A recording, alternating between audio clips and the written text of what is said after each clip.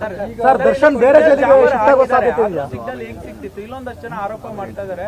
ನಮಗ್ ಸಿಗ್ನಲ್ ಸಿಗಲ್ಲ, ಜೈಲಲ್ಲಿ ಇಲ್ಲ. ಅದೇನಾಗಿದೆ, ಹೈ ಫ್ರೀಕ್ವೆನ್ಸಿ ಜಾಮರ್ ಅನ್ನ ಹಾಕಿದ್ರು.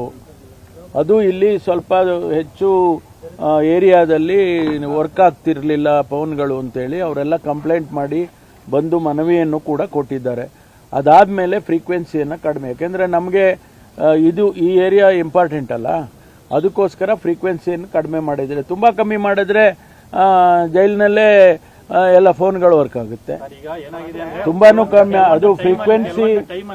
ಟೈಮ್ ಡ್ಯೂರೇಷನ್ ಅಲ್ಲಿ ಜಾಮರ್ ಆಫ್ ಮಾಡ್ತಾರೆ, ಆ ಟೈಮಲ್ಲಿ ಇದನ್ನ ಯೂಸ್ ಮಾಡ್ತಾರೆ. ಅದೆಲ್ಲ ನೋಡೋಣ. ಈಗ ಅದೆಲ್ಲ ಗಮನಕ್ಕೆ ಬಂದಿದೆ. ಅದ್ರ ಬಗ್ಗೆ ತನಿಖೆನಲ್ಲಿ ಏನೆಲ್ಲ ಬರುತ್ತೆ ನೋಡಿ ಆಮೇಲೆ ತೀರ್ಮಾನ. ಫೋಟೋ ಹೊರತುಪಡಿಸಿ ತಾವು ಈಗ ಭೇಟಿ ಕೊಟ್ಟಾಗ ಪ್ರಾಥಮಿಕ ಮತ್ತೊಂದು ಏನೇನು ಬಳಕೆ ಮಾಡ್ಕೊಂಡಿದ್ದಾರೆ ಸರ್ ಬಿಬಿಎಂಪಿ ಆಗಿ? ಯಾವುದು?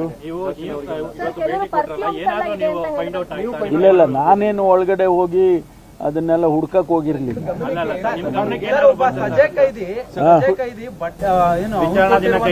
ಯೂನಿಫಾರ್ಮ್ ಬಿಟ್ಟು ನಾರ್ಮಲ್ ಡ್ರೆಸ್ ಅಲ್ಲಿ ಇರ್ತಾನೆ, ವಿಚಾರಣಾ ದಿನ ಕೈದಿ ಹೇಗಿರ್ತಾರೋ ಅದೇ ರೀತಿ ಇದಕ್ಕೆ ಯಾರು ಹೊಣೆ ಸರ್?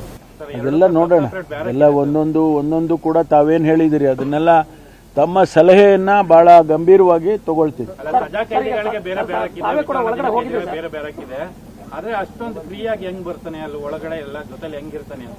ಅದೇ ತಾನೇ ಈಗ ನಾವು ನೋಡ್ಬೇಕಾಗಿರೋದು. ಬ್ಯಾರಕ್ 1, 2, 3 ಹೆಂಗೆ ಓಡಾಡ್ತಾರೆ ಅದೆಲ್ಲ ಈಗ ಚೆಕ್ ಮಾಡ್ಬೇಕಲ್ವಾ?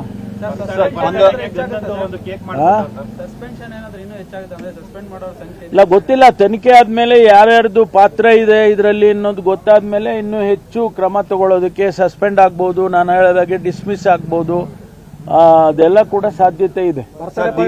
Thank you.